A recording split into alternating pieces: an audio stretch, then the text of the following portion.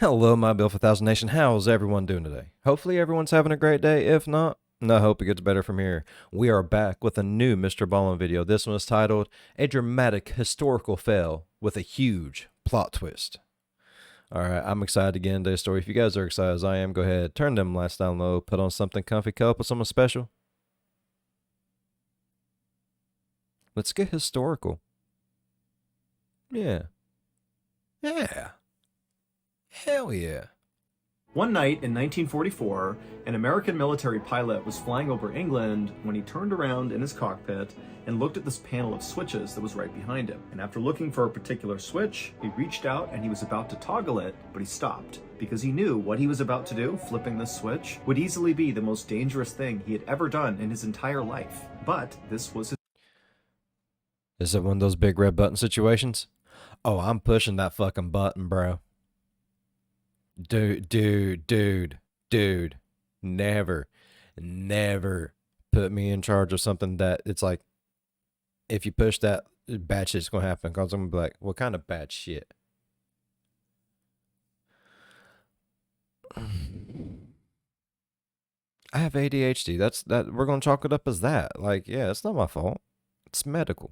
His duty. He had to do it. And so after taking a deep breath, he flipped the switch, and immediately chaos ensued, and the course of American history would be drastically changed forever. If you've never heard the story before, and many people have not, this is not nearly as well known as it should be, then you are in for a huge reveal at the end. But before we get into that story, if you're a fan of the strange, dark, and mysterious delivered in story format, then you've come to the right place, because that's all we do, and we upload once a week. So if that's of interest to you, please secretly log in to the Like Button's computer and then transfer all of their Bitcoin to your untraceable offshore account. Also, please subscribe to our channel and turn on all notifications so you don't miss any of our weekly uploads. Okay, let's get into today's story. Let's do it.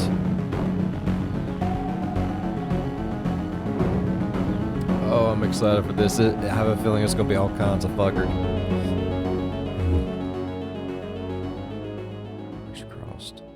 At around 5:30 p.m. on the evening of August 12, 1944, a young American military pilot named Joe walked out of his quarters on his base in England where he was stationed. And as soon as he was outside, he lit a cigarette to calm his nerves, and as he smoked the cigarette, he began walking towards the huge hangar on the other side of the base where his plane was waiting for him. Joe had been preparing for this night for weeks. He and his co-pilot, a 35-year-old lieutenant who was nicknamed Bud, were about to step off on a top-secret military mission called Operation Aphrodite. And this mission was not only top secret, but it was so... Aphrodite. That's like the goddess, right? The goddess of bam, bam, bam, right? Am I stupid? I'm probably stupid. Okay, let's just go ahead and chalk it up as I am stupid. Don't listen to anything I say. Unbelievably dangerous that basically anybody who knew about it considered it a suicide mission. But Joe tried not to think about that as he walked towards the hangar. Instead, he tried to think about the reason he was here in the first place, the reason he had joined the military, and that was to defeat the Nazis. And what he and his co-pilot were about to do, Operation Aphrodite, was going to play a huge role in defeating the Nazis. So this was about 5 years into World War II, and at this point, the Nazis were actually losing. However, it was making them more dangerous, not less, because they were becoming very, very desperate. And so they were launching all these outrageous attacks, basically because they had nothing to lose. And one horrible thing the Nazis were doing... I looked it up. I'm not stupid. Ancient Greek goddess of... sexual love and beauty. I was right. I'm not stupid. You can listen to me again. It's perfectly fine. This time, we're dropping these things called vengeance weapons. Hitler called them vengeance weapons. They were basically these huge bombs that the Nazis would drop arbitrarily across the United Kingdom on major population centers. And by this point in the war, these vengeance weapons had killed over 5,000 civilians. And at this exact moment, like this night, as Joe was walking towards the hangar, the Nazis had a stash of vengeance weapons aimed directly at London. That was going to be their next target. And so the mission that Joe and his co-pilot Bud were going on, Operation Aphrodite, was going to be to go out and destroy those vengeance weapons to save London. And as nervous as Joe was about this mission, and he was really nervous, he was also very excited. I would be nervous as shit too. Like if you fuck up, death. just death. What happens? Death. I mean, seriously, how many people could say they could go in there and they'd be fine with it saying, okay, so what is worst case scenario? Everyone fucking dies. Best case scenario? A few people die. Don't put that responsibility on me. No.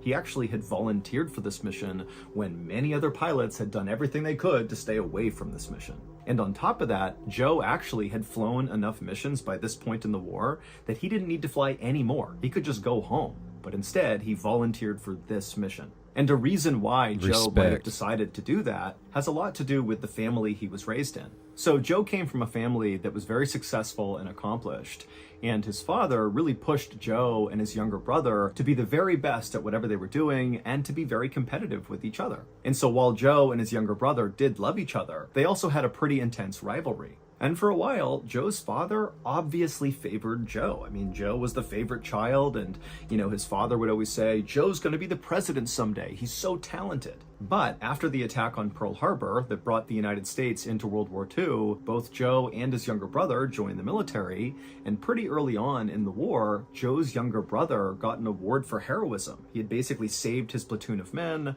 and he won all these awards, and he was all over the news. And pretty quickly after that, Joe felt like he fell out of favor with his dad, that his dad kind of looked at the younger brother as being the favorite child now. And so Joe really started to feel insecure and wanted to prove himself really to his dad. And so when Operation Aphrodite came up, Joe volunteered for it really because he wanted to be a hero. He wanted to show his dad that he too could do something huge and change the course of history. And he would change the course of history, but not in the way he expected. Damn. And so Joe continued to smoke a... Don't you hate it? Don't you hate it whenever you're like, yeah, I'm going to prove my point today, bro. It's going to be one of those how's your tongue tasting your own ass Poindexter moments. You know what I mean? And then it's like, oh, everything went to shit. Now my tongue's in my ass.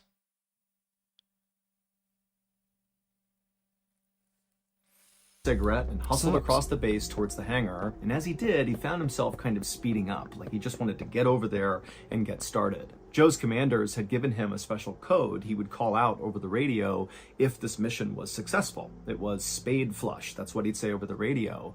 And so as Joe hustled towards the hangar, he imagined how incredible it was going to be to yell out spade flush over the radio. I mean, it was only like 30 minutes away from that moment. This was a short mission. And so finally, Joe reached the hangar and he looked up to the sky one more time to make sure the weather looked solid, because actually they had tried to launch Operation Aphrodite a couple of days earlier, but it had been canceled because of fog. But Joe looked around and the weather looked good, and so he knew it was going to be a go. So he flipped his cigarette butt and stepped into the hangar. Inside this hangar was this massive big open space, and in the center of the hangar on the floor was this huge plane called a B-24 Liberator. This was, of course, Joe's plane for the night. And so Joe immediately began walking towards the plane to check it out. Now, this particular type of plane was the type of plane Joe had been flying for the past 3 years. I mean, he'd... Oh, so he's going to be comfortable. That's at least one good thing. I mean, it's one thing just going there to try to prove yourself a hero to your family and being thrown into everything just kind of, But at least he does know the plane. That's at least one good... That's something in his court, bro. Flown many combat missions in this type of aircraft, so he was very familiar with it. But this particular B-24 was unlike any of the other B-24s Joe had ever flown. Why? In fact, this aircraft was so unique, it was unlike any aircraft that any pilot in the American military had ever flown. I mean, this was really a one of one. And so as Joe walked around the outside of this plane, he began to notice some of these unique modifications that the mechanics had made to this aircraft. The most noticeable modification was actually the cockpit. Now, normally the cockpit had all these windows basically all around it, so the pilot could look in any direction and see what was going on, but obviously they needed to be protected from the elements. But this B-24 had all the glass removed except for one pane of glass, basically right in front of where Joe would be staring, just like a single windshield. And so it's almost like it was a convertible aircraft where it was all open air in the cockpit. And the reason for this change is because Joe and his co-pilot, during the course of this top secret mission, Operation Aphrodite, they would have to jump out and parachute to the ground. And so by having this all open, it would allow them to do that much easier. And then another big modification.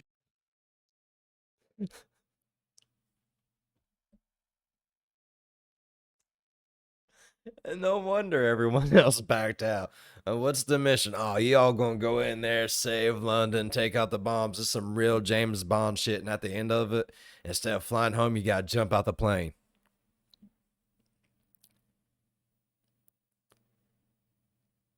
I mean, my interest is piqued, bro. Like, they really know how to sell it to a motherfucker, don't they? I'm going fast, mama. Yeah. To the B-24 is the guns that were normally located on the outside of the aircraft were gone, and they were replaced by broomsticks painted black to look like guns at a distance. But the visible changes to this particular B-24 were nothing compared to the massive... Why no guns? Why broomsticks? We're really cleaning up the skies. I'm sorry, that was horrible. changes that were hidden inside this aircraft. Because the top secret part of Operation Aphrodite was really this particular plane. The plane was not really a plane, it was more like a huge flying bomb.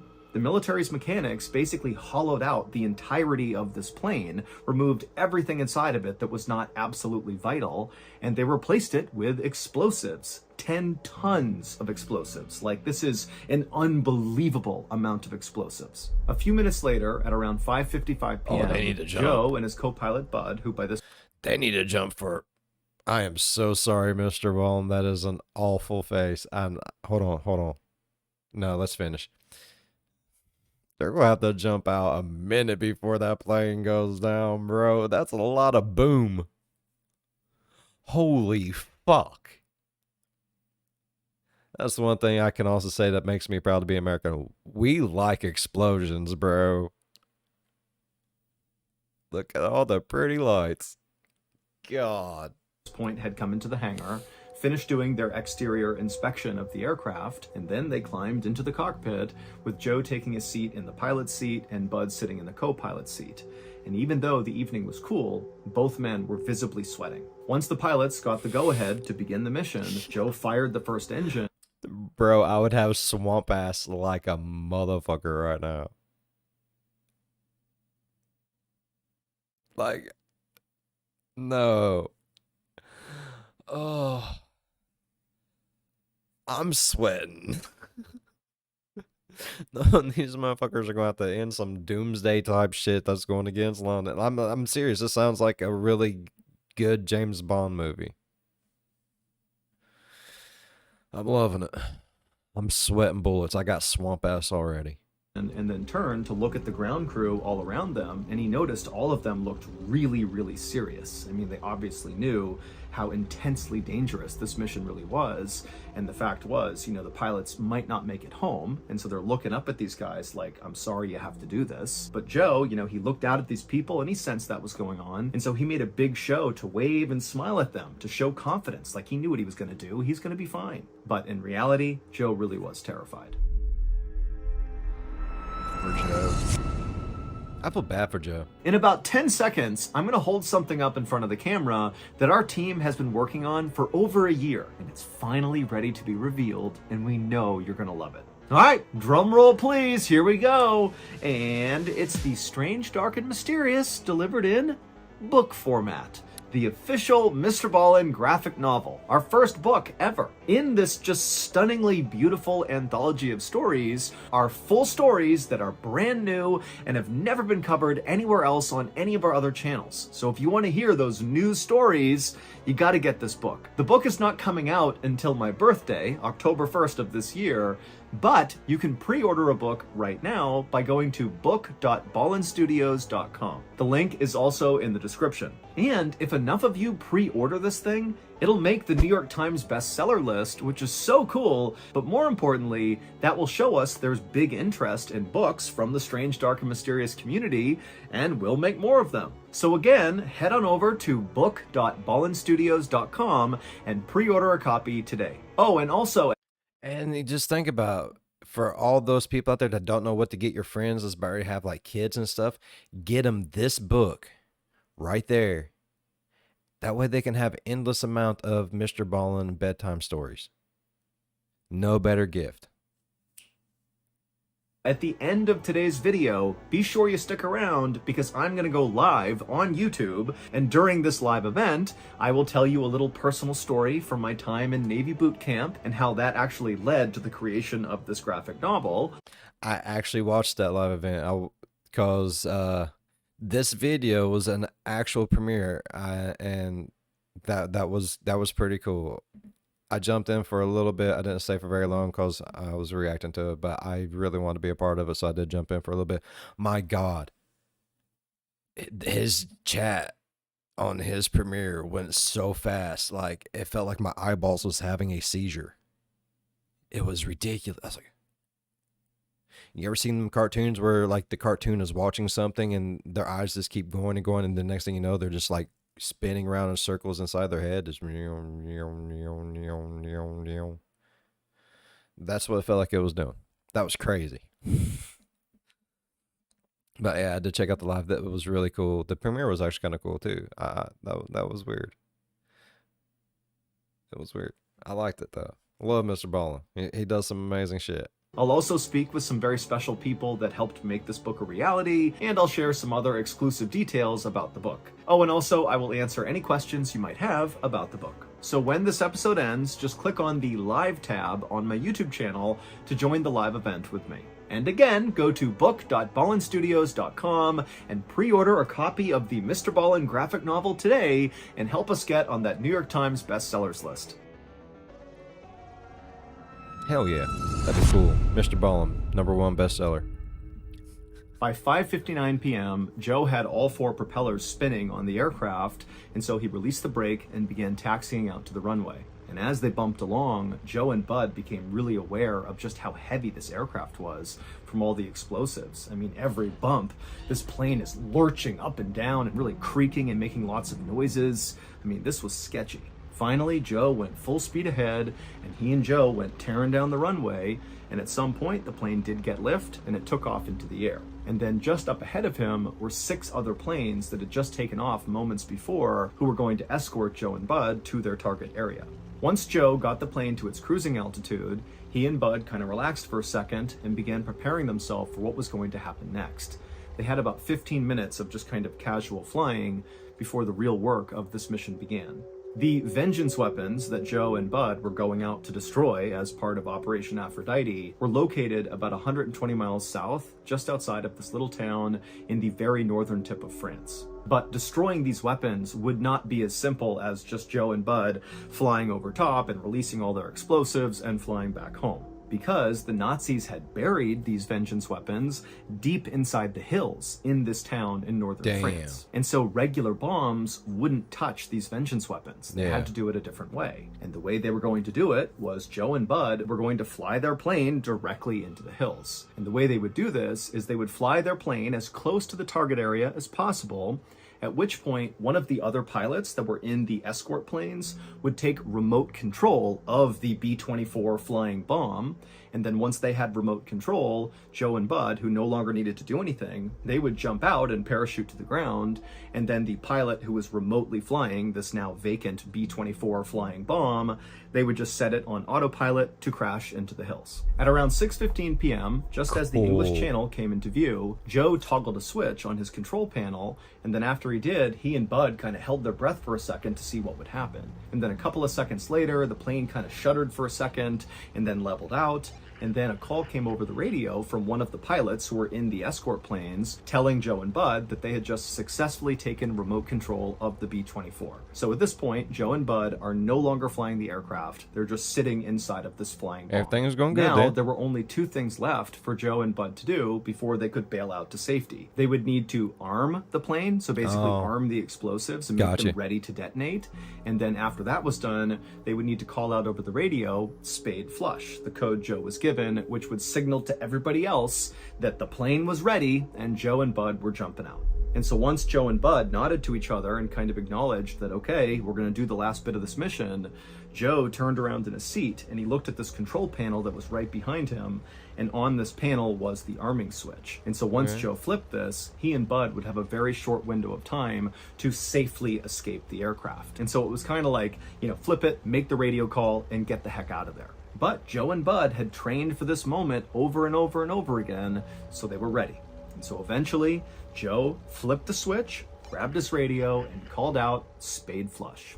What Joe and Bud could not have known when the mechanics were making all these modifications to this B-24 was that one of the mechanics accidentally crossed some wires in putting in all these explosives. And so just seconds after Joe had armed the explosives, they detonated. They were not supposed to, but they did. And so Joe and Bud were killed basically a fraction of a second after calling out spade flush. But it would turn out the catastrophic failure of Operation Aphrodite had no impact on World War II. In fact, Operation Aphrodite should never have happened in the first place. It was totally unnecessary. What Joe and Bud and the rest of the American military didn't know at the time was 5 weeks earlier, the British Royal Air Force dropped a whole bunch of ground-penetrating bombs all across those hills in northern France, and they destroyed all of the vengeance weapons. So when Joe and Bud took off on this doomed mission, there was no threat to London. None. But that is not the big reveal in this story, because Operation Aphrodite changed the course of American history in a really specific and really enormous way. Because Joe, whose full name was Joseph P. Kennedy Jr., was a member of the very famous Kennedy family, a big-time political family in America. And at the time, the Kennedys were all saying Joseph is going to be the next president of the United States. And everybody believed it. He was going to be the guy. But then, of course, Operation Aphrodite changed all of that because Joseph was killed. And so the war would end about a year later, and when it did, Joseph's younger brother, John F. Kennedy, who won that award for heroism and got a Purple Heart early on in the war, and he kind of became a war hero, which prompted Joe to volunteer for Operation Aphrodite. Yeah, John would begin his unbelievable political rise. And by 1960, John F. Kennedy, JFK, would become the 35th president of the United States, even though he wasn't supposed to. He was the second choice. It should have been Joe. Are you fucking serious, bro? Oh my god. As I mentioned earlier, I am now going to go live on YouTube to discuss further our big announcement, our graphic novel. All you have to do to join this live event is click on the live tab on my YouTube channel. Well, by the time this comes out, that'll be over. Just to let you know. All right, I really enjoyed today's video. Oh my god, that was fucking amazing. JFK, really? He was second choice? Man, just think what would have happened if that would not have happened and Joseph would have became instead of John. Like, what would have been different, you know? I mean, other than a president being named John and Joseph, you know, that, yeah. But I mean, what would have been different? Butterfly effect, bro.